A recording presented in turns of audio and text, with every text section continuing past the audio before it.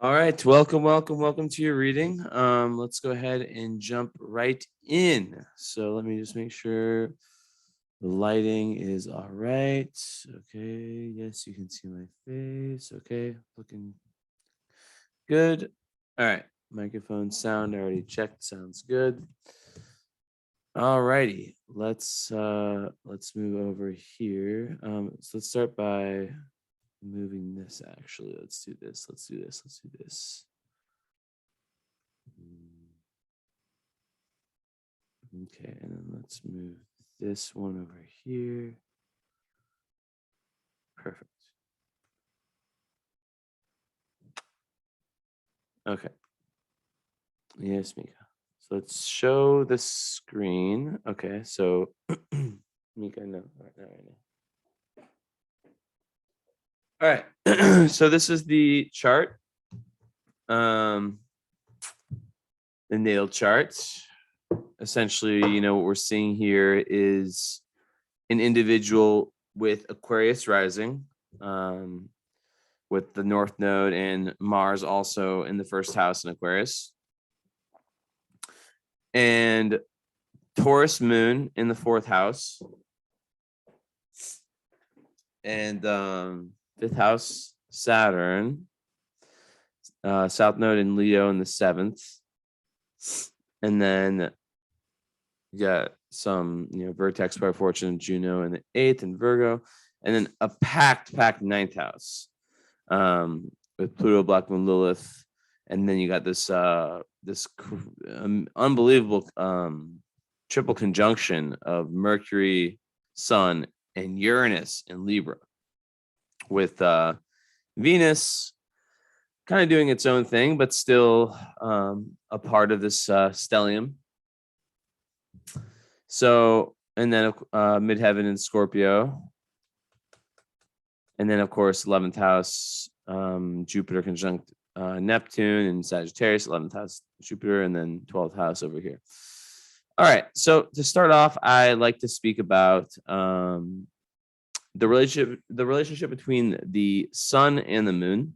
I just want to make sure the voice, I tested it. I just speak too close to the microphone. Okay. So the relationship between the sun and the moon astrology is extremely important. It sounds obvious, but I don't think, in my opinion, not enough astrologers give it put enough of an emphasis on it, in the sense that these are the two primal energies in your chart. So sun in Libra and moon in Taurus makes you a double Venus ruled person, meaning that even though these two planets are in a quincunx elementally, meaning that there's a 5 signs between them. So typically, that's not necessarily like a very strong relationship between sun and moon. Like they're not really going in like a similar. I bought this today, by the way. This has been like my superpower. I don't buy many crystals, but yeah. So in essence, like when how can I say this? There is, even though there's not much of a common ground between them, there is a bond. There is a Venusian bond. There is an area around creativity, around beauty, and around just Venus energy in general, love, right? That can kind of bring these two together. It's actually kind of similar to people like myself who have Pisces sun, Sagittarius moon, or Sagittarius sun, Pisces moon, because they're in a square, which is difficult, but they're both having this connection to Jupiter, right? So this is this kind of your version of that with Venus. So about Libra, and we will discuss Libra, don't worry, because you do have a lot of energy in it. But your Libra sun is going to be a lot different than the traditional Libra sun. And the reason I say that is because it has Uranus, the great disruptor, this planet that when it conjuncts your sun or your moon, especially when it conjuncts your sun, which is your identity, your sense of self, Uranus represents the dismantling of conditioning. It's like what makes us different. It's very unconventional, sometimes eccentric energy that is so rebellious, right? So it rules Aquarius. Like that's the planet, the sign that most resembles or most has to do with. So when you have a planet, an outer planet conjunct your sun, even if you're a Libra, I don't want to say you're like a Libra / Aquarius because that wouldn't be accurate. You're still a Libra and you have so much other Libra. But let's just say that you'll take on some of those Uranian, one could say like Aquarian traits. So so that has to be spoken about before we really go into like, the moon versus sun. Aquarius being, an outer planet that is moving very slowly. So imagine like it's 1971, right? And Uranus is just barely moving, right? It's just barely moving. And the sun is moving 1 degree each day, right? It's making its 365 degree, or I guess 360 degrees, excuse me, turn around the zodiac, right? Each year. And once a year, 1 day a year, I guess, okay, let's call it a few days a year, because let's say it's not exactly on there. It's 1 degree away. So 1 day a year, it goes over where Neptune is, it goes over where Jupiter, where Saturn, all of them. So you were born right, let's say this is Uranus. The sun was just 1 day away from completely being on top of Uranus. So that's extremely important. Because even though Libra is very agreeable, and it can be almost agreeable to its detriment, to the point where it people pleases, to the point where it puts others before itself, right? The whole Libra thing. How important it is to learn boundaries, how important it is not to people please, and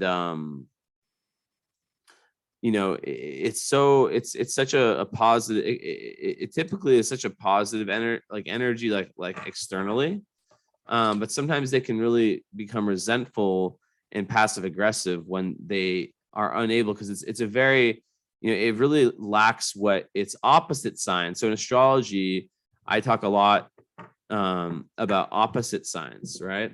Because it's the same energy but opposite, and the opposite sign can tell you, it can give you clues into what you need to take from the opposite side to really kind of generate the best energy for your, like what you might be missing for your sun or your moon or whatever. So in this case, Aries, the opposite sign, is like that dominant, kind of almost childlike, takes what it wants when it wants, doesn't really think before it acts, to its detriment many times. But Libra sometimes needs to take a little bit from Aries in that sense, because Aries is so independent. It's so about, it can be borderline selfish, right? But Libra is the opposite. But with, your conjunction of Uranus and Libra, Uranus and the sun, I would imagine that your personality, it's not necessarily a bad thing, because it's a conjunction, like a square or an opposition, square, 90 degrees, 180 degrees. Those would be more difficult.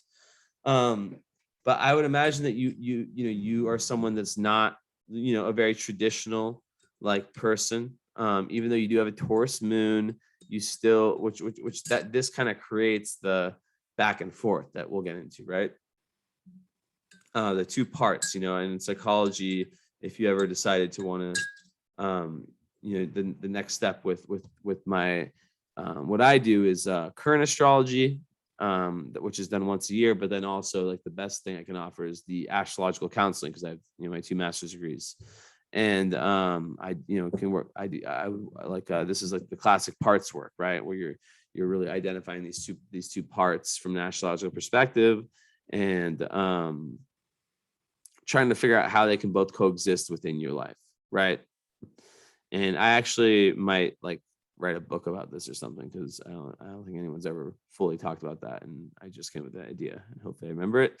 Yeah, but anyways, so Uranus Sun conjunction is the energy, and I don't think you can see me, so let's pop back to me. I still haven't figured out how to make it so you can like see the charts a little bit, and then also my face. Where'd it go? I have to move it here. No. Okay. So basically, like you're like you will not want to be like everyone else, right? You'll not want to if there's something that if they're like you're going to be very, very freedom seeking. It's kind of like a gypsy energy. And the way it would work with Libra would be very interesting because Libra doesn't like to disappoint people, but Uranus doesn't give a fuck. Uranus is like, okay, my one of my best friends, she's an Aquarius, obviously very, very different. And she has the same thing you have with Uranus on her sun. And she will just not answer her phone for months and just doesn't give a shit about whether like how it makes people feel. And it is the way it is. You just accept her, and like, when she calls, And basically, one sec, little tea. Basically, with Libra, I'm very curious in the follow-up. So like definitely like take notes and bring up these themes in the follow-up, is how that plays out. That back and forth between, on one hand, wanting to really be your own person, wanting to really seek freedom, wanting to really get away from tradition, wanting to really, be in that individualization process, which sometimes requires alienation. In the sense that like Libra wants to be the socialite, it wants to be part of the group, it wants to be part of the in crowd, right? But and especially Venus and Libra as well. But in the sense that that Uranus is there, it kind of dismantles that, and it's like, no, we're not going to be like that. We're not going to people please. We're not, we're going to be our own person, whatever, and we might have to make some sacrifices. So I imagine there's quite a bit of karmic tension in that respect. So curious to know how that has played out in your life. Also, the fact that these are all in the 9th house, which is the house of Sagittarius, this speaks to a large part of your life purpose being about finding higher meaning through whether it's traveling, whether it's learning different philosophies, just going on different adventures, talking to lots of different types of people, broadening your horizons, basically, right? To find where you're seeking this, like what I call universal truth, where it's not, and this is where the Uranus really helps you here, because Uranus is like, it's not going to just like listen to like MSNBC or whatever the hell, like that was just a random example. It's not just going to like listen to like whatever you're taught at school and believe it. It wants to learn things on its own. So it actually works out quite well, in my opinion, in this part of the chart. And yeah, so that's kind of the conflict, is like how can these two energies work themselves out? So then how does the Taurus moon play itself in the 4th house? Well, 4th house, 4th house moon is the house of Cancer. So Taurus moon is exalted, right? Meaning that the moon works very, very well in Taurus, which basically the moon is the emotions, right? It's like the kind of feminine undercurrent that runs the show on the unconscious level, right? It's like if you think of the sun, the moon, it's like a yin and a yang. So with Taurus moon, there's this big emotional need for security. And the big like warning sign with that one is to not have too much of that security be financial security. Excuse me. Sorry. And like external stuff, because Taurus does love the senses, sensuality. It likes to feel good, and that's just one aspect of it, right? So with Taurus moon people, they really karmically, they're here to really go within themselves and figure out how can I find my own internal resources, right? My own internal set of values. Especially this goes so well with Libra, because Libra sometimes can be wishy-washy. It can sometimes like take a little bit. I'm not saying this is you, but you do have Black Moon Lilith in Libra also. So that would indicate to me that maybe there is some of this shadow Libra energy that comes out. There has a potential to come out, not necessarily comes out, has potential. So in essence, like Taurus, it has to watch out for a lot of things. So I want to say it's a really, really strong moon placement. You may have seen I did rankings for Venus, like what I consider the easiest Venus placements, and maybe I'll do one of I'll repost my moon one, but with Taurus, I think I had it at like number 1 or number 2, I forget exactly, and the reason for that was because they're able to meet their emotional needs. They're very, very embodied, right? So like things like yoga, things like meditation, like they're so good for you because you can get so much emotional, like how like the somatic psychology, that whole thing, like that really, really works for like the Taurus moon people. They can kind of go inside their own bodies and meet their own emotional needs through like discovering that. I think I'll pop the chart back. Where'd it go? Just go back and forth. It's disappeared. Oh wait, no. It was over here. Okay. No. Okay, so and then it's really interesting to kind of skip ahead a little bit, is that the ascendant, how is that? The big 3, it's in Aquarius, which makes your chart ruler this Uranus, which conjuncts your sun, which is massive. And your north node is in Aquarius. So this is already showing me that the big part of your karma is the planet Uranus and the sign Aquarius.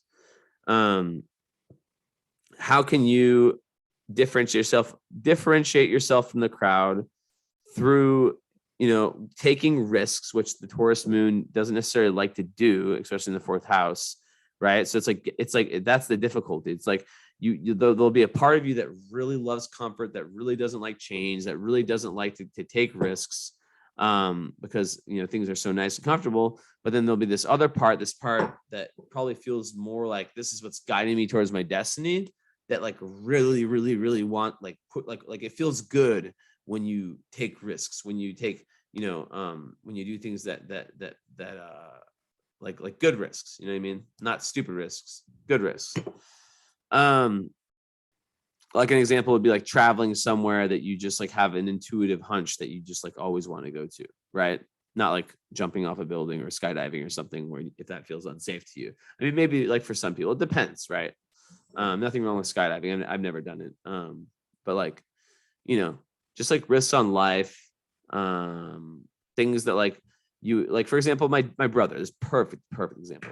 He has lots of Taurus energy, Capricorn energy, Earth energy, and he's just been overthinking for so long if he wants to get a dog, and he just like, and he gets closer, but it's been like 2 or 3 years, and it's like, man, like you could have had a dog this whole time, and I know he wants one. I know he's like trying to think and make the right decision, but at some point it's like, when do you just decide, like, just fucking do it? So that's kind of the issue. But your ascendant over here, like this the energy with the Mars, which is your action, it's pushing you towards ascendant north node, like this 1st house, this dynamic 1st house. It's pushing you towards really, really making a change and really, really taking the risk of individualization, which you have to like realize maybe this past life South Node in Leo, like there's a desire to really, really be loved, a karmic desire to really, really be loved, whether it's in relationships or whether it's just by the masses. It's in the 7th house, so it would indicate like, to really, really, really like be loved, which everyone wants to be loved, but I mean, be loved at the expense of your own individuality. So that's like a key word of this reading: authentic self-expression and individuality. So with that said, we have a blockage here, though. Saturn, in your 5th house, 5th house of Leo, it's blocking that free childish expression, which is so obviously, even though that is a Leo aspect, it's the opposite sign of Aquarius, so it's blocking that. And basically like that's kind of the way it is, right? It it makes it hard until, let's say, you get to like say 30. I'm gonna stop the share for a second.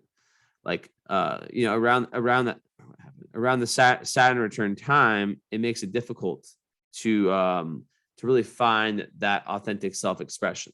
Here, one second, hold on. So yeah, sorry, I have to pause for a second. The thing with this Saturn is that, in essence, like, yeah, until around like 29 and a half, 30, some of that creative expression could have been blocked. And it can make people quite shy, quite I don't know, shy to be their authentic selves, let's just say, which is like what fifth house Saturn is about. So I believe that was a very difficult current challenge for you, because on one end there was this real like positive feeling, like when you're going towards your destiny, there's like this real positive feeling of like, yes, like this is it, like I'm doing what I'm supposed to be doing. You feel it inside your heart, you feel it inside your soul, it feels good, right? And when you're going towards your south node, it doesn't necessarily feel bad. It's like there's just kind of this been there, done that, right? But the north node, it's just like, ooh, this is different. This feels like I'm growing, on a soul level. So I believe that probably got a lot easier around that time. But Aquarius rising people, just in general, they're gonna the way that they're gonna, I guess, like, not I guess you could say move through life, like the vehicle that with which they move through life is going to be even down to the way they look, the way they dress. It's going to be very unconventional. It's going to be very, very I guess kind of different, and it's all about the exact same goals I was talking about before with the Uranus on your sun. So you see that connection right there. And then with a north node, which represents in astrology the destiny point, the point where, like, by following your north node, you are getting to the mountain never climbed in past lives. With that being an Aquarius, it's just like the triple. With Mars there, it's quadruple. Ascendant, like there's four clues that are telling you that this Uranus Aquarius energy, and understand the highest energy of that and what it represents is your biggest goal. Now, it's in the first house, which makes me think that there's a little bit of a kind of Aryan, like, it's okay to be selfish, right? It's okay to kind of, like I was saying before, the Aries opposite of Libra. It's okay to kind of like not acquiesce to people all, and whatnot, and to do your own thing. Because in past lives, I believe that there was that. Oh my God, I keep having technical issues. I hope this doesn't happen again. Like, paused. Okay. Anyways, so as I was saying, so in past lives, there's been a tendency, with the Leo South node in, let me share it again, actually, with the South node of Leo in the 7th. Where are we? Okay. No. Right here. To acquiesce, right? To be a little bit overly indulgent in the quest for love, in the quest for love in the eyes of the people, per se, right?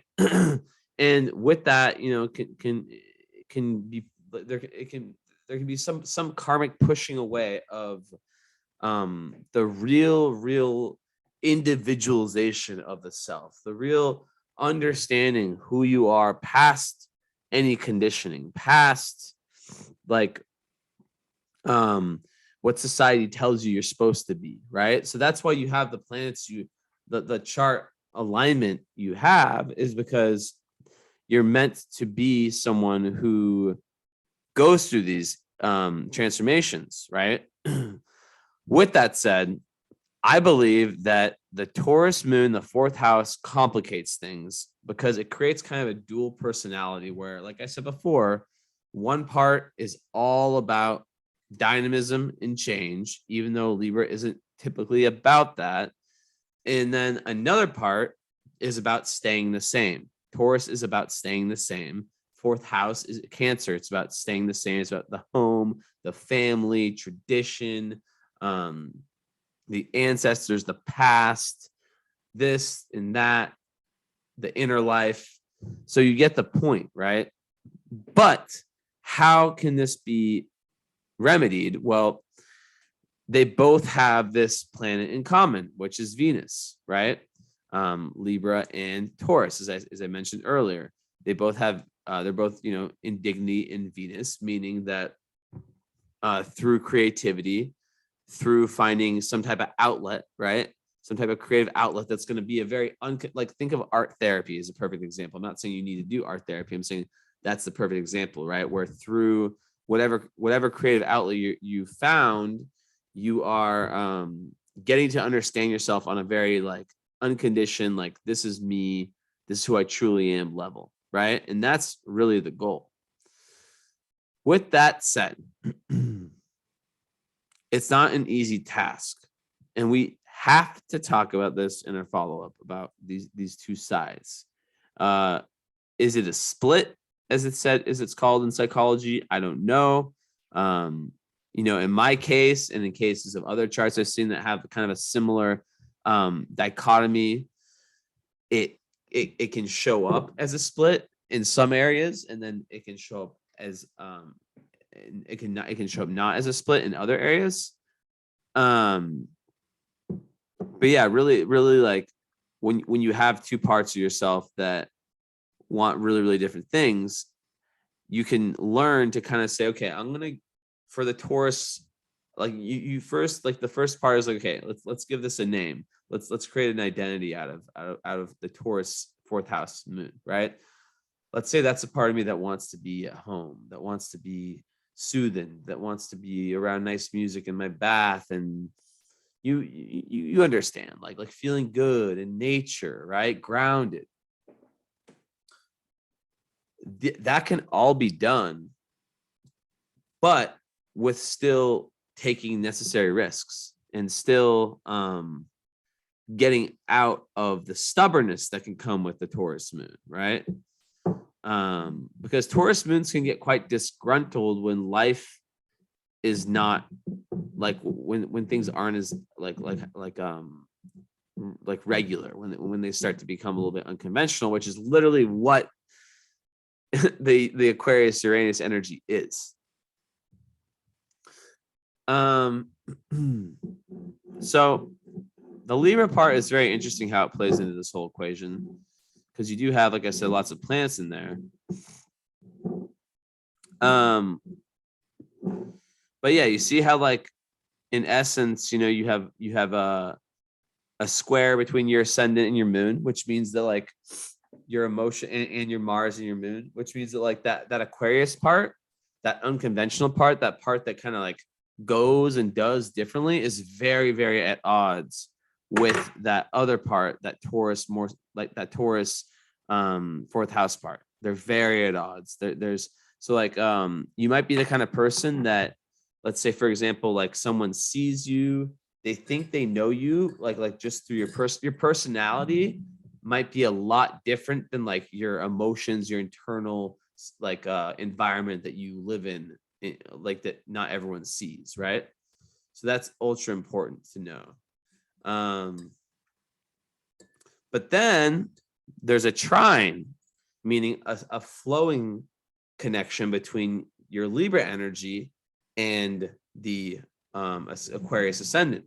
You have an exact trine, actually, between your North Node and your Sun, which can have implications of it's like the fifth or sixth time or whatever that, like, this theme has been repeated, that, like, well, actually, I would say more the trine with Uranus in the North Node is, like, once again saying, like, by, like, going to the highest energy of this Aquarius Uranus energy, that's fulfilling your highest karmic not tendency, karmic, I guess you could say, impetus, goal, destiny. So that's huge. And then, the Sun in Libra it definitely complements the ascendant, it complements the Mars, it complements that whole first house. Like this whole part complements this whole part. So then we take a look at the aspects. Okay, so moon square Mars. Okay, so yeah, once again, this is just like this is one of these charts that's just like God. I really hope you let me post this one because it's just one of these like very, very karmic posts that's just like clicking. Everything makes sense, right? So starting with the moon square nodes is once again saying the same message that this lunar energy, this archetype I described, the Taurus Cancer, is at odds with your North Node and with your highest evolution, right? It's at odds. It's not. It's not. They don't work well together. They don't like. It just. It's not. It's very, very different energies. One wants to stay the same. One wants to evolve. How can one evolve? Right. That's another great question. Right. How can one evolve in this Aquarian way?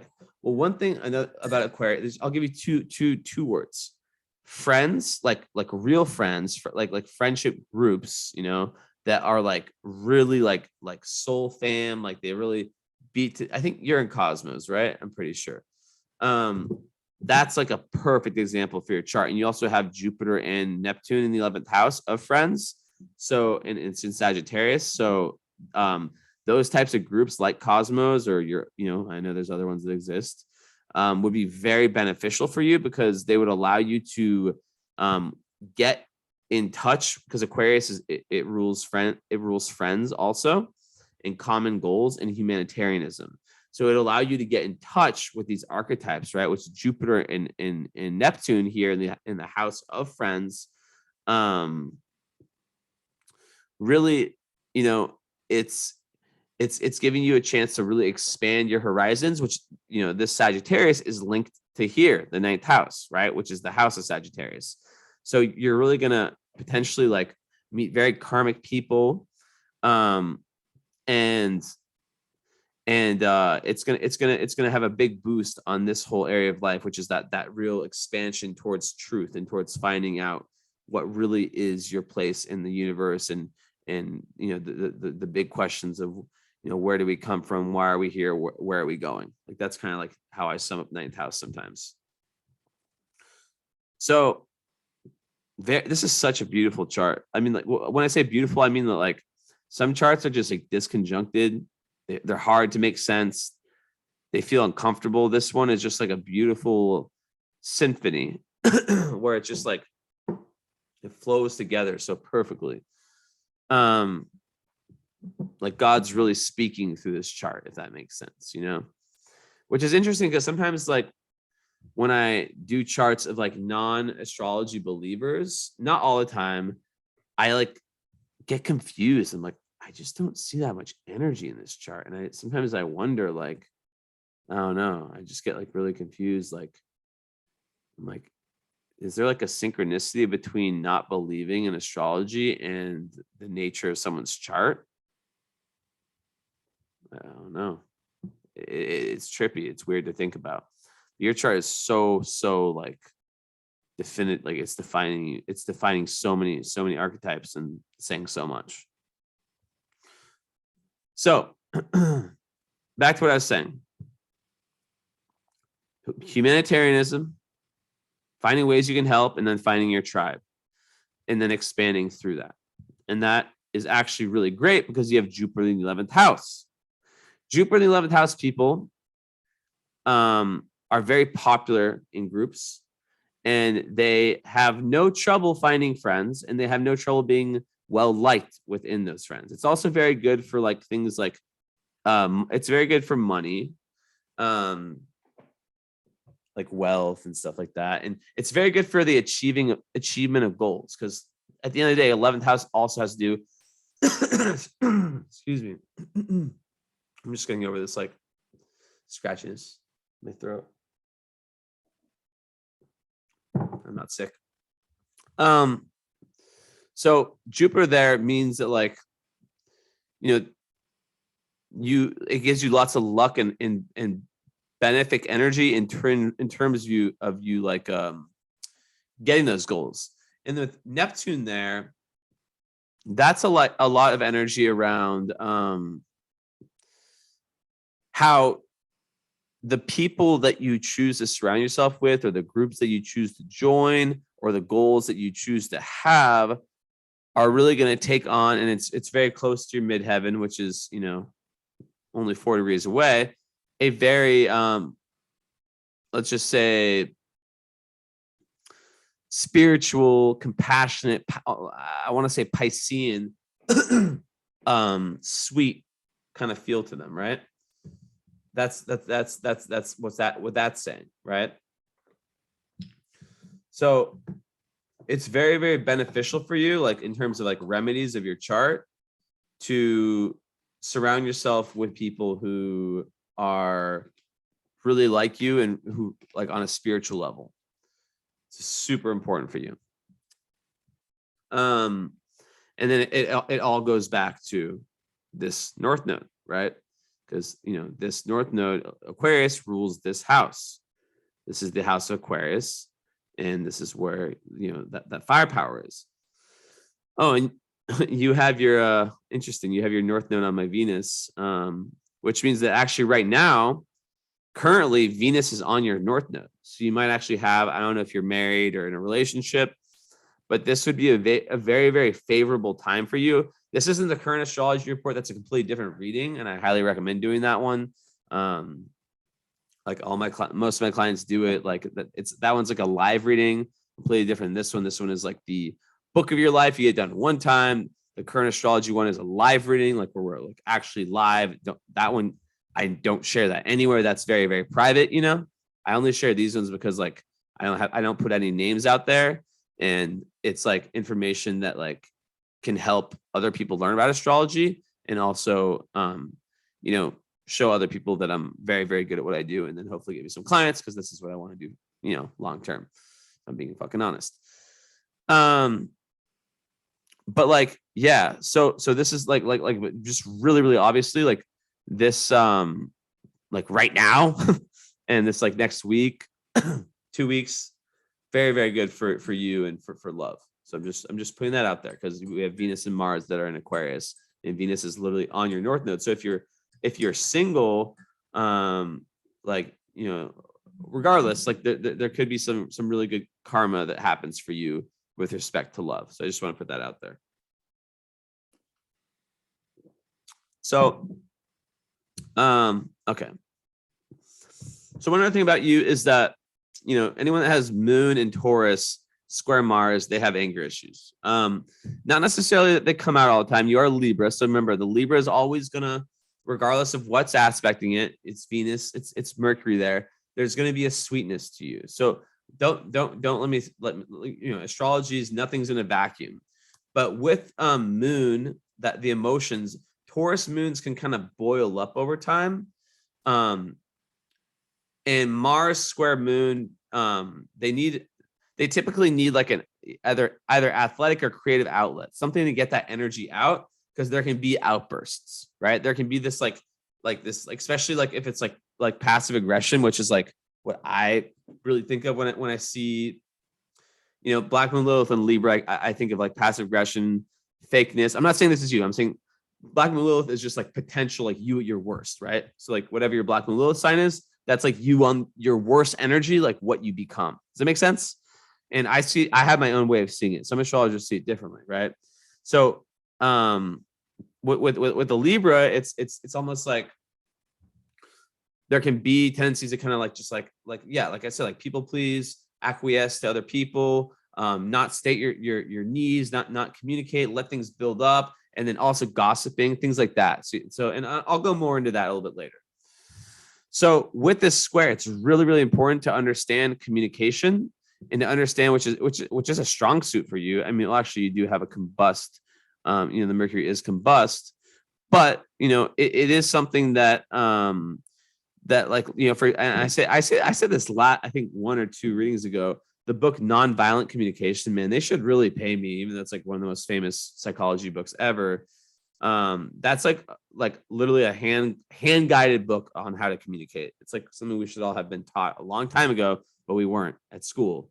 We were taught about dumb shit, fake US history and stuff like that. Okay, don't get me started. Not that I like have such a big rant about that. I had a good time at my easy public high school in Portland, Oregon. So yeah, that's kind of that. So you got to watch out for that. Okay. So yeah, like I said, the nodes, it's like a karmic duty to get past the risk taking, the stubbornness, and if there has ever been any, my intuition saying that unopened mindedness may have like shown up early in life, but like maybe it wasn't even at all because of that Uranus energy that's so fucking powerful that maybe it really overpowered that Taurus energy. But I'm very, very, very curious, and you're gonna have to remind me of all this stuff because I forget everything I say in readings. Of how this dichotomy between the Uranus, like Aquarius / like Uranus Libra energy versus the Taurus moon. I'm very curious. And then also like how the Saturn, the fifth house, played its role. Okay. So yeah, you're definitely very, very capable. You're definitely someone who's able to set agendas, set goals, and really go towards them in a very fast, kind of fiery way, but also in a very like over the long term able to get success. That's very, very good. Organized. I would imagine you're organized. And yeah, like I already talked about, like how the sun's trying to, there's an aspect pattern, but excuse me, because the sun is trine, so that's there, and then I don't actually, I haven't studied aspect patterns fully, but I don't, so there is an aspect pattern here, where there's a sun trine. So there's a trine with the sun in Mars and in the North Node. So Sun, Mars, and North Node. And then there's a square. And then I guess a quincunx, but all the quincunx is kind of loose. So maybe not actually, because the orb. But anyways, there is energy there. There is that kind of, it's kind of shown through that conflict of like these two parties versus this one. Yeah. Oh, what am I doing? Okay.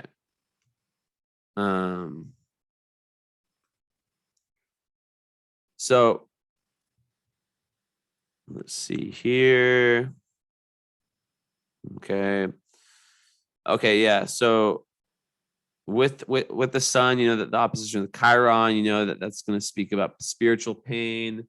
Chiron being in the sign of Aries, conjunct Eris in the third house. I imagine that like you may have like a very like there's something to do with communication and thinking and speaking yourself. Like maybe you have like a very like kind of like different maybe like kind of almost like explosive like communication style that was so different and so off the rails when you were younger.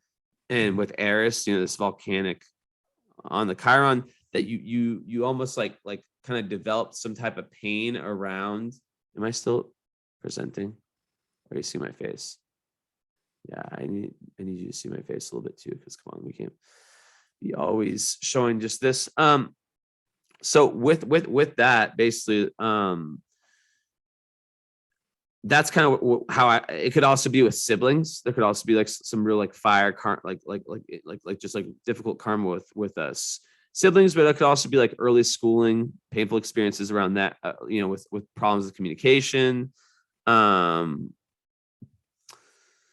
with Aries, that has to do with the body. So that could have to do with like sense of being, sense of self. So it's also identity. So it's like body identity, where you might like, it might lead you to like fear, like kind of asserting yourself. I don't like, so like, I don't really like to talk about trauma, because I like to speak about like potential traumatic themes, but I don't like to, like, for example, I'm not going to like go out and say like, oh, this happened, because like there's a million fucking things that could have happened with this, right? Because Aries, it could, for example, yeah, it has to do with the body. So it could have to do with some type of like physical abuse, but at the same time, it could also be more about identity and more about your feelings of like sovereignty and being able to like kind of be go your own way, being kind of pushed back by people early in your life that told you your way of thinking, your way of speaking, which is ruled by your Mars in Aquarius, is just not right? And being a young kid, maybe, you don't know how, you don't have experience, you don't know how to like say like, no, I am right, like I'm just different, like you just take we think adults are like omnipotent, they know everything, omniscient, excuse me. So yeah, also there could have been like head wounds, and basically what happens usually is that there's a fear of asserting the self, which can be difficult when you have the Libra sun, because the Libra sun with the Uranus, it's asking you to assert yourself in this way. So that is the karmic battlefield, right? I'm curious whether that was siblings, early schooling, early environment in some way. But really you can be like a pioneer in some way where you're serving humanity. And the third house, like you really benefit from being able to like really voice and communicate your, I don't want to say traumas, but your spiritual wounds. Wounds is a way better word than traumas, because that's not the kind of astrology I don't. That's not the kind of astrology I do. Like I don't like make predictions. I give arenas of possibilities, and then in the private follow up, that's where whatever wants to be revealed to me and talked about, and then if for example, like therapy sessions follow, which obviously is completely like what's a fucking word in English, Jesus Christ, anonymous, like that's when I feel like the appropriate time for going into anything like that is. But with that said, tons of different possibilities. Okay, so we move on. So Mercury, it's conjunct the sun, it's combust. So maybe like a lot of times when a planet is combust, there can be a feeling that it's overwhelmed by the sun, it's burnt by the sun. Libra, Mercury, it can be a little bit indecisive in the way it speaks. But it also speaks very sweetly. It's the peacemaker, the diplomat, right? Also, we have to remember, Libra is a very good sign for business. It's the scales, it's the merchant, right? And it's a cardinal energy, so it's like it can be a very go-getter energy, and it's like the socialite, the archetype of the socialite, right? So I like Mercury Libra. I think when you can get past, like, I think it's the mediator. It's the person in the middle that sees both sides and can make, like, I think a lot of lawyers are Mercury and Libra, I'm pretty sure. But they like peace, right? So they like putting others at ease. So it's also like good for like therapists and doctors and healers, whatever, right? But they don't like arguments. They like harmony and communications. And then in the ninth house, it's like all about being very keen to explore the hidden realms of, or not the, excuse me, that's eighth house, like the realms of knowledge. It's more of that like the adventurous, like wanting to learn about different cultures, different philosophies, even religions, like broadening your worldview. You're geared towards that. You're pushed towards that. And it is conjunct your sun, so it's basically saying that, like, the way you think and the way you are are very in line with each other, right?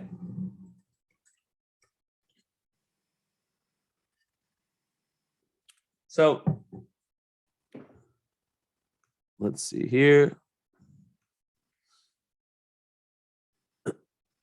Okay, so then Mercury. Okay, so yeah, a very organized mind, very, very like you can definitely like go, like I said, you can go towards what you want with success over the long term. And then Mercury conjunct Uranus. We didn't really talk about that, did we? That's going to give you a very different, eccentric way of thinking and communicating, also, right? So there's so much Aquarius Uranus energy in your chart. And the fact that the Mercury is opposite Chiron because it's so close to the sun, it has all the same aspects, and also with it's with the ascendant and it's with the nodes. That is going to create you're also gonna it's very inventive energy too, the Uranus on the Mercury. It's gonna give you like a very like open-minded, like you're gonna like think anything's possible. You're gonna maybe like get downloads through your thoughts. You can be like psychic, like you literally see the fucking future because Uranus rules the future. It's very, very interesting. And then I would say, yeah, okay. I would say like Mercury's trine Saturn, in my experience, is quite cautious, quite responsible with your communications and things like that.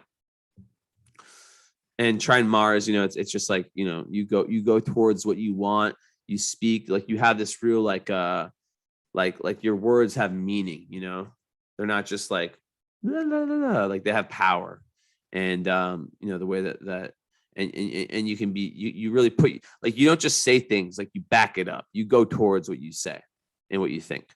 So the opposition of the Chiron kind of backs up what I was saying before. This could have something to do with the father, potentially sun being the father, where maybe like there's like a strictness or some type of like energy that shut down your maybe just like a very either father or the more dominant parent, where like you felt like it made you kind of feel like you weren't as worthy, and it took you a long time to kind of break away from that energy.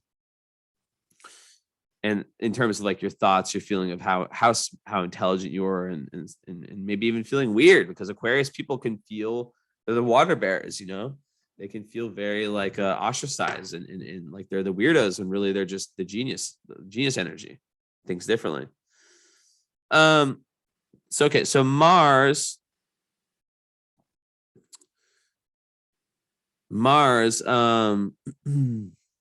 excuse me, I'm just looking for aspects before. Wait, where did Venus run away from me? Why is it not showing Venus? This is weird. The heck? Hold up 1 second. This is very, very weird. It's not showing me the aspects of Venus. Wait, what? Hold on just 1 second. I guess I can see them, but I need to figure this out. Why is it not? Where's options?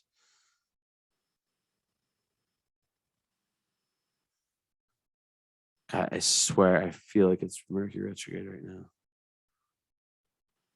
Technology is being so bad. I'm grateful for it, but it's being bad. Okay, well, if it was unaspected, it would say it's an aspect. Okay, so let's look at your Venus.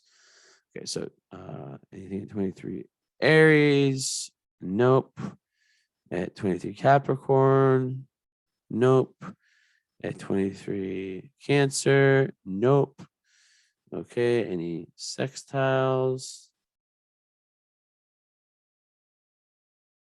Okay, so sextiles would be with Leo 23, nope. Any trines with Gemini? Nope. Oh, so it's maybe unaspected. Any trines with Capricorn? I already said that. And any squares? So it's like, it's square. That's a square. Okay, so it makes one aspect. It squares your Mars. It's 7 degrees though, but that's enough. I don't know why it's not showing that on my program. My program's being a weirdo. And let's just make sure there's other aspects. I mean, like quincunx. So okay, here. Nope. Okay. So, okay, Venus in Libra, it's exalted. So, Venus in Libra, they're really, really able to see kind of like the beauty in their partners. Let me see my face again. They are able to, they can be, it can be a little bit codependent too, because there's a strong need for relationships and a strong need for harmonious relationships, peaceful, also creative, right? And they really like in terms of like art, it's very, very artistic. So you might be like a really good at singing or painting or something like that, which is really, really positive for what I've talked about, right? Like in so many of my clients, like I tell them like it's just a chart talking. I'm talking like my interpretation of it is like the need for creative outlet. I don't say it to everyone, but I definitely like see the potential for you and how positive it could be. And then Venus in the ninth house, that you might fall in love with a foreigner, or you might just fall in love with the foreign place. You really want to understand the world. There's usually a very positive like attitude towards higher learning and learning different like philosophies, and even higher education, and like just like it gives you like lots of luck. Or luck's more Jupiter. It gives you lots of positive experiences when you take risks, like in terms of traveling and going towards that, like widening your worldview. So with Venus and Libra, it's a beautiful placement. You have to watch out for people taking advantage of you. And yeah, just like not being too codependent, because you do have your South Node in the 7th house, which means that there's maybe a past life sort of tendency to kind of be a little bit too relationship oriented, too much defined by your your partnerships, basically, right? So that is extremely important to watch out for that, and to and it's not saying not to be in a relationship at all. It's just saying that when you're in a relationship, finding the right balance between Aries and Libra. Being Libra is being codependent. I can't live without you. I can't do anything. I don't feel like me without you. Being to Aries is like, I don't need anyone. I don't want anyone. I'm not willing to make any compromises for anyone. It's like, where is that middle ground? Like, how can I still be me? How can I still grow individually? Because that's such a huge part of your chart, while still in a relationship where there's compromises, where there's love, where there's this, that, and that. I mean, no one with this much Libra is, going to not be in relationships. Let's be real. So yeah, freedom is a huge thing for you. I mean, to have this much 9th house, this much like Uranus, Aquarius, like these two, like I have a lot of these energies in my chart, so it's probably like no coincidence that you're attracted to like me as an astrologer, because like I have a lot of Aquarius and I'm a Sag moon, and it's a big part of you too. So it's all about like needing space, needing freedom, to discover, for self-discovery. So yeah. But with that said, one other thing about their relationships is that it might feel really, really natural to kind of be in relationships, right? Like I don't want to say like all the time, but like to just be very proud, and also be very proud and feel almost like relationships are such a huge part of your life, because you're a Libra, and your South Node is ruled by the Sun in Libra. But I would encourage relationships that help you broaden your horizons, that help you, travel physically or metaphorically, you know what I mean?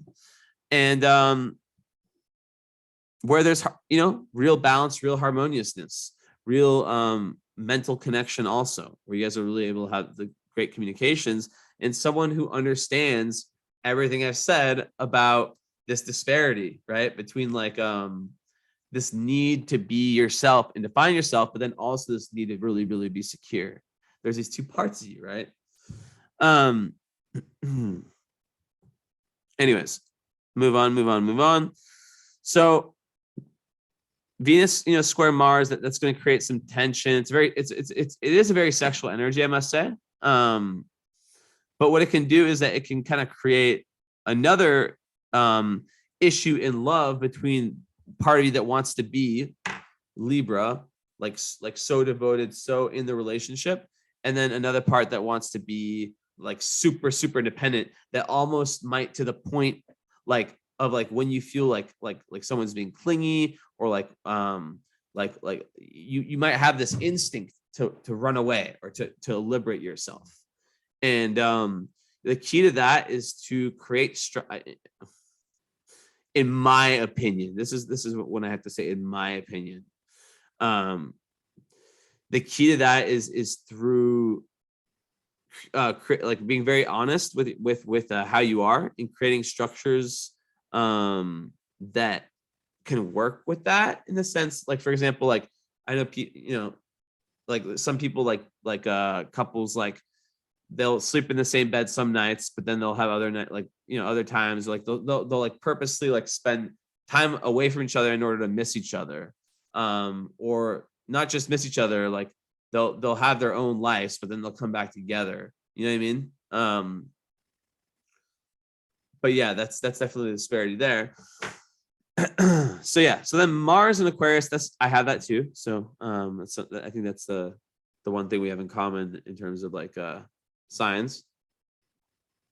And basically Mars and Aquarius, in the first house, like I've said a lot about it already, but basically it's someone who beats the beat of their own drum.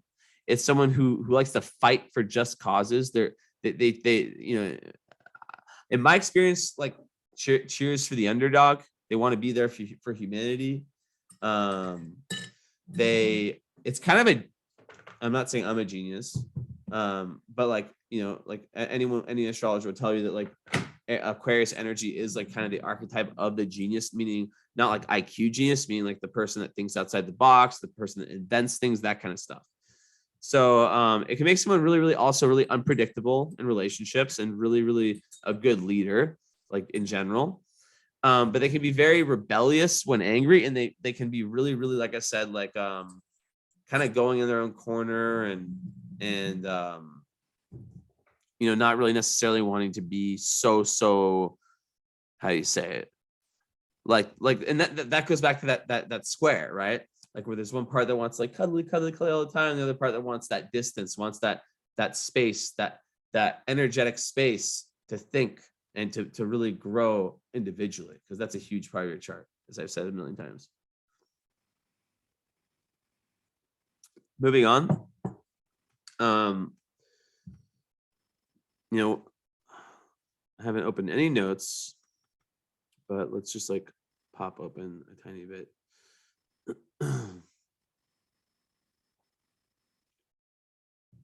So yeah, with Mars and Aquarius, it's hard to know like what makes them tick. They can get bored easily too, so there has to be like a really good intellectual connection with the partner. The partner really has to kind of like be their like best friend also.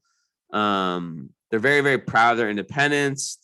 Okay, this is the thing I love. Okay, so with Mars like in Aries, or Mars in like Leo or whatever, you're being dominated, right? But with Mars and Aquarius, it's like so subtle that like you might be getting dominated, like you might be getting dominated, and you don't even, and the other person doesn't even know they're getting dominated. It's just this like very like subtle energy, right? And I don't mean that in like necessarily a manipulative way. I just mean like they know how to get their fucking way. It's just how it is. And if they feel boxed in, they'll rebel in relationships or in any area of life. Could also be work. Very progressive, open-minded. But then at a personal level, they can be quite the opposite, which is like the surprising part, right? They're like so like connected to like helping like the world and homeless people and causes, but then like they can be very aloof in relationships. But then you have all that Libra energy, so that pushes a lot of that away. But it's kind of this back and forth in your chart. What else? Yeah, so tons of value and freedom and individuality, but they're also really good at giving space to other people, which is such a beautiful quality. They can be very so this is like the thing is like in your personal relationships, the Libra side is the opposite of this, but the Mars and Aquarius side is like it can be very detached, right? Which can be quite frustrating for the, more affectionate partners. That's just one thing to note. And yeah, I don't know what else to say about that. Let's say it says obstinacy and a superiority complex are this position's least desirable traits. Openness to new ways of doing things, as long as they are not forced upon them, is where they shine. Yeah. So like really like loving people, like that kind of openness. Okay.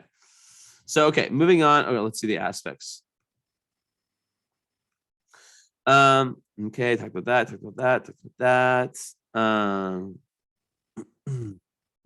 Yeah, so once again, it's trine Uranus. So it's just seventh time that you're very like doing things your own way, and the whole freedom thing and the whole individualization. I've said it. I mean, I don't know how many times I can say it. How many times God through this chart can say that thing. Okay, moving on. Outer planets. Okay, we talked about this. Jupiter, 11th house, popularity. It's in Sagittarius. So that's like a love of adventure, philosophy study. It's an exalted or indignity position. So it makes your Jupiter very strong, meaning that you can be a very, very influential teacher. You love to fucking learn. You are really, really here on a quest. You love to do that in group environments. So, okay. Yeah, so for the first house, you like approaching life in a very like unconventional manner. You have to, we already talked about that enough. With a north node there, I've talked about that, but overall in the first house, it's like a quest for identity, karmic quest, a needing to leave behind past life habits of submerging yourself into other people too much, and finding a balance between self-assertion and giving to others. Another way of saying it. And then in Aquarius, it's a quest towards service to humankind. You'll experience a struggle between your own personal needs and a sense of dedication to others. You need to lay aside your personal need for honor and prestige and use your talents to serve the world.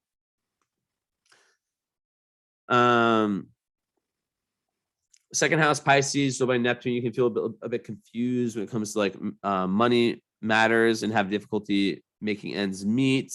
But you can really value your sense of compassion, and it's ruled by the 11th house. So like friends can also benefit you in these areas, but there can be also fogginess around money. Like that's kind of something I could add to that. And finances, and also self-esteem potentially. So third house ruled by Aries, already talked about that. That's like kind of like it can make one a fast talker, very initiative with the ideas and communications. With all the energy in there. We talked about how that could have shown up. Taurus ruling the fourth with the moon in there. Kind of like I would imagine that you have a very, very strong emotional connection to your childhood, and to your family.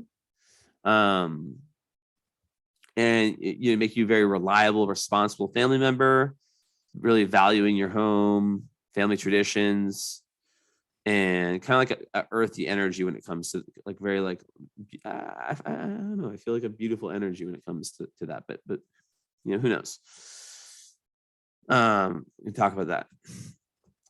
And then fifth house, Gemini, with Saturn there. I talked about that already, like how Saturn can kind of block that until the Saturn return. Gemini in the fifth house, it's like fifth house is about fun, it's about creation. So it's it can make one a trickster, where someone who really loves to play, loves like different games, that especially like if they like work your hands, maybe video games are fun, something that like or like board games or whatever, something that gets your mind thinking fast, right? And then it's just so it's actually like once the Saturn return kind of goes away, it kind of gets it gets a lot more fun. Saturn ruling the sixth. Saturn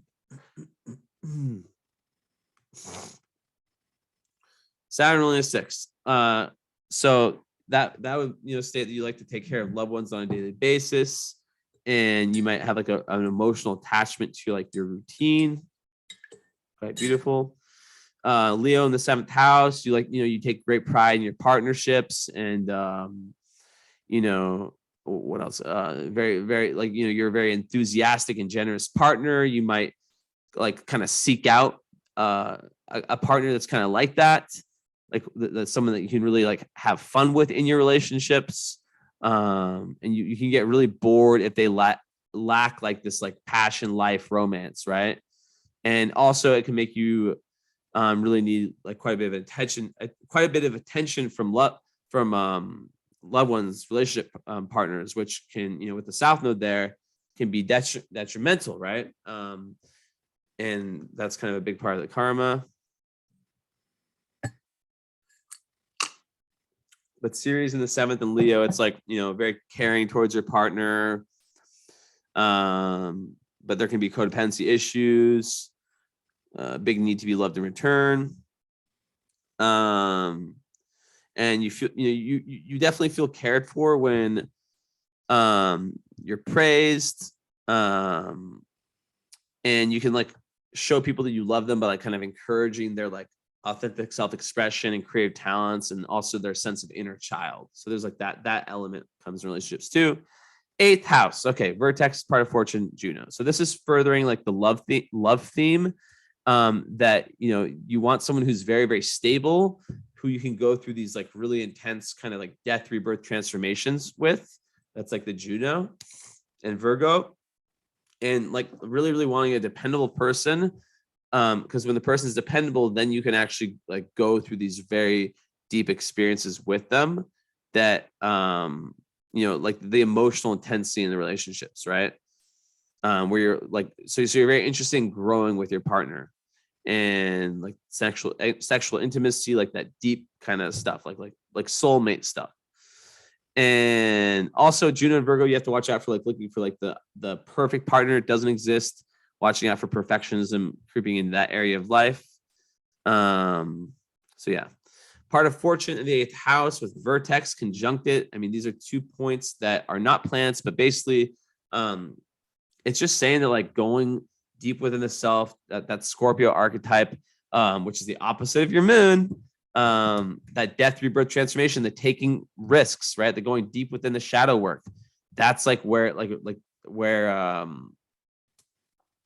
regeneration can bring you the greatest joy. So it's like all about surrendering the personal ego in order to incorporate the values of others, and to like it's all about that risk, right? It's all about that risk. It's all about that going deep within, and surrender is a perfect word. And then Virgo, it's saying that like you can get a lot of happiness and joy and kind of flow out of like when your life is organized, clean, and also being of service. And then the vertex is kind of saying the same thing. The doorway to higher awareness, is through being of service. And, you might feel like you're destined to really help and heal other people. And,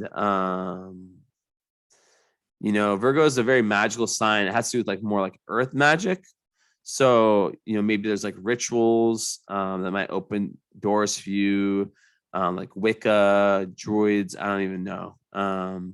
So I would think about, and also animals. Virgo rules animals, so you can actually like benefit this. I'm so happy I remember this part. I love animals so much. You can really benefit a lot through like animals. And your anti-vertex and Pisces, and you come to me, I'm just joking, will draw you to like kind of Pisces people, like when you're really like in need for spiritual insight. So yeah. But like with the Virgo ruling that house, you'll take like more of like a practical, hands-on routine, step-by-step, like I guess what's the word?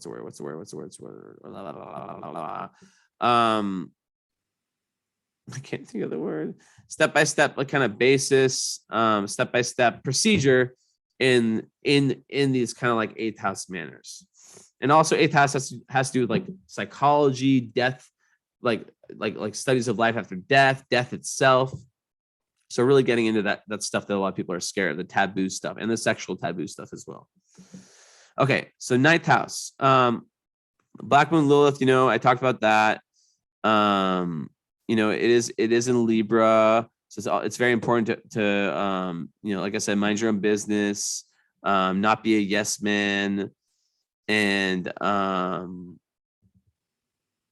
yeah, like be focused on your own stuff, not focused on other people's stuff. And just watching out for being a people pleaser and passive aggression and stuff like that. That's how I see is very important. And what was I gonna say?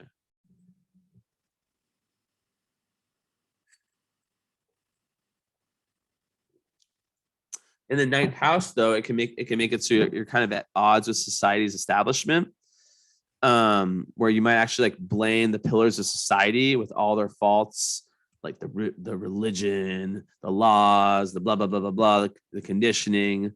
But it's like all about taking like responsibility, right? Like the truth is that you're a very rebellious person with different philosophies, as we talked about, and if you have a reckless need to rebel, then it might cause some strife both for yourself and those around you.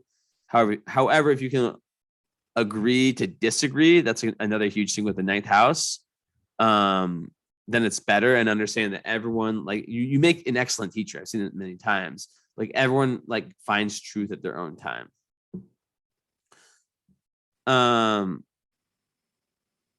And then with the ninth house Uranus, I talked about that a lot. It's like just developing like unusual original philosophies, rebelling against any kind of maybe you had like some religion like early in your life that you were like pushed like towards, and you like really like rebelled against that, and you can like really enjoy sudden bursts of study and travel and anything foreign is very important. So Pluto, I always get out my Pluto book. Is there any squares? 1 second.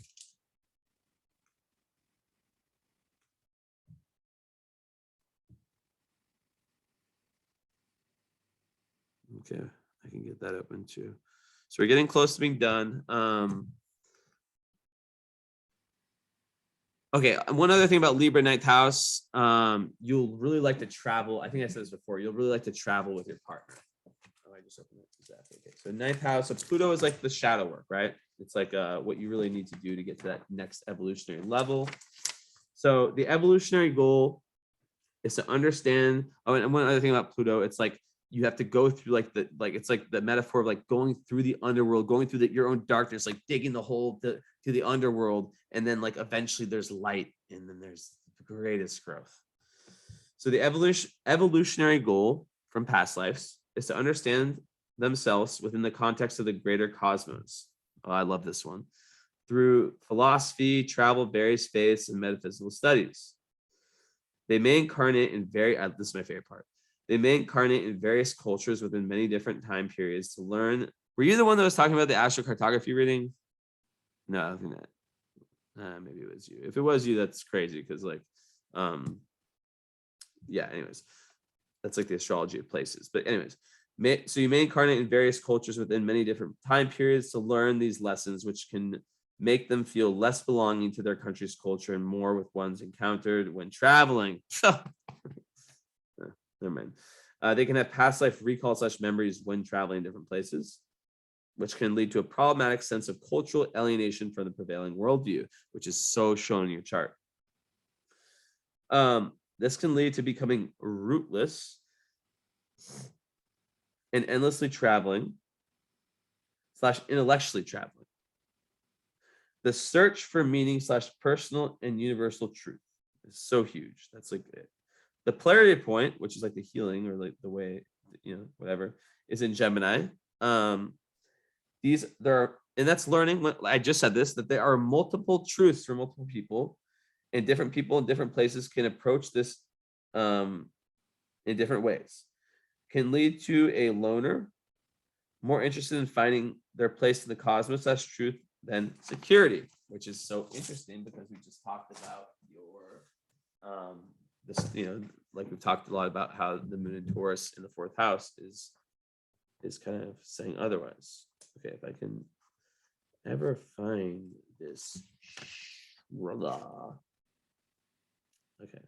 where are you? Where are you? Where are you? Here it is. Yes. Okay. So your moon squares your south node. So when the south node is squared by a planet, it represents a skip step karmically. So I'm going to read this. It's very short. So when the moon squares, and what house is it's in the fourth. Yes, it's mega true. Squares the. Oh wait, hold up. Can it be second house too? 1 second. I have an idea.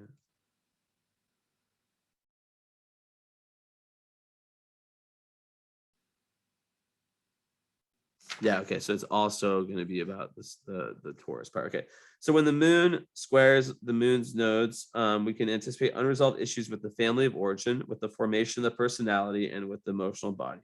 There may be specific unresolved material involving the mother or primary caregiver. There will be an inherent insecurity in the personality via tendency to project the experience of security or happiness outside the self onto the family or significant others. This placement may indicate unresolved gender issues from past lives. There may be dissatisfaction with gender roles, with issues stemming from the patriarchal bias of our culture and the resulting suppression of the feminine. Or there may be a recent gender switch between this incarnation and the previous one, resulting in a strong identification with the opposite gender. Interesting. Curious to hear your take on that. So then also with Venus, because it is in Taurus. So when Venus or a planet in the second house / Taurus or the seventh house / Libra, which for your wait, hold up. Yeah. Squares the moon's nodes. Wait, hold on. Yeah. We are looking at unresolved material pertaining to how a person relates to themselves and therefore the way they relate to others. The range of possibilities can extend from extremes of isolation to excessive social activity that leads to a loss of identity through exhaustion.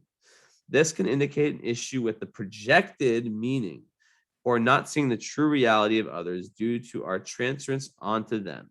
We might transfer unresolved issues onto our partners and friends, co-opting them to play roles in our own inner drama. South Node and Leo in the seventh house. This placement can also refer to a life-threatening situation whereby the self has become highly anxious, causing great difficulty in relating to its own needs. It can indicate a situation whereby the person needs to learn to be alone, to love and accept themselves before being able to meet others on equal footing. All right, moving on, just about done. Midheaven in Scorpio, you're really going to want to have a career or a dharma where you're able to really dig deep into something. We're able to probe, maybe like learn something mysterious. Maybe it's like, I think lots of midheaven Scorpio people, from my experience, are like doing things like psychology or maybe like detectives or like just something where they're learning about like the depths of the human psyche, and what like learning about like deeper human psychology. Also, there's like an intense need for recognition in your work a lot of times with this. But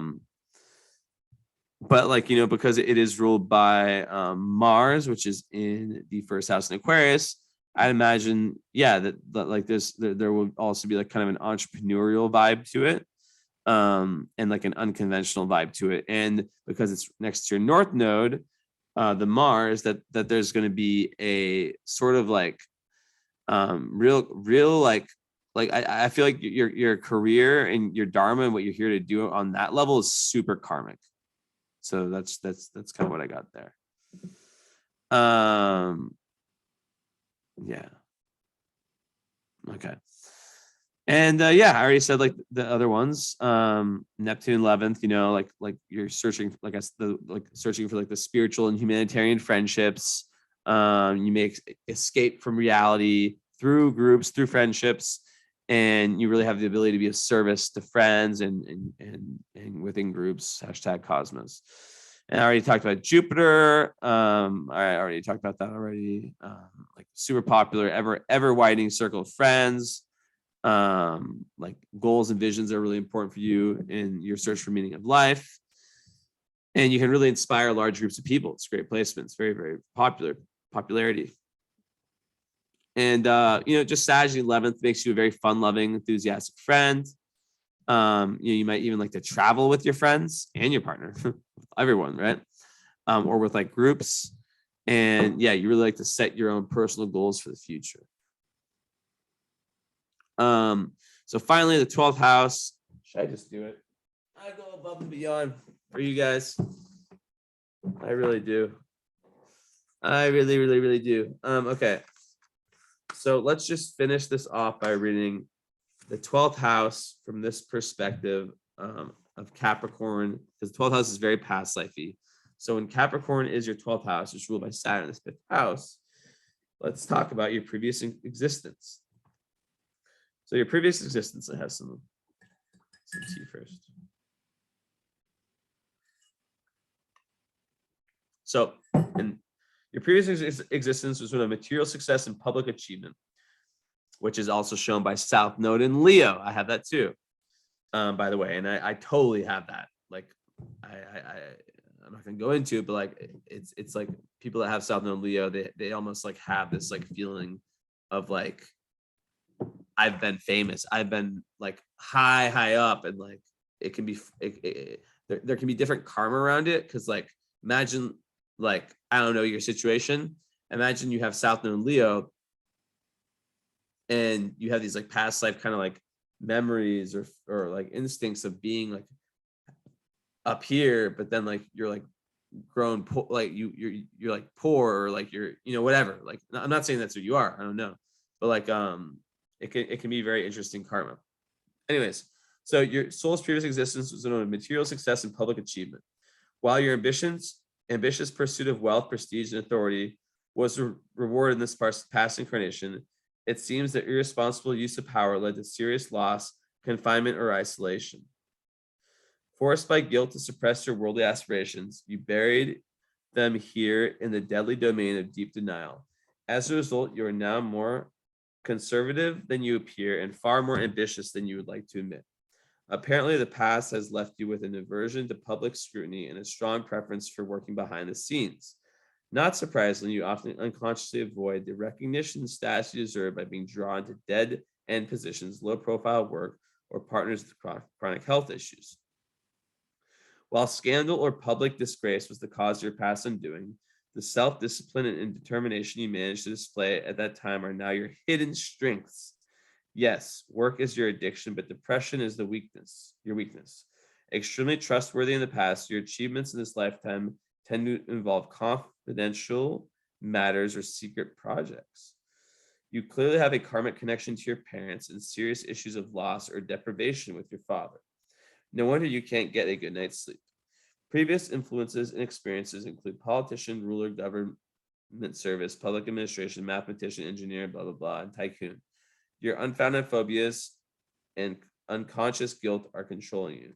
Cosmic advice: stop choosing to be alone, and then you can stop wondering why you are. I don't know. I just like to throw that one in there sometime. Anyways, that's it. I'm tired. It's late. I have no idea how long I just went. Seems long. Yeah, so I will post this and let you know. And where did the thing go? And yeah, then we can figure everything out for the follow-up. All right. Ciao.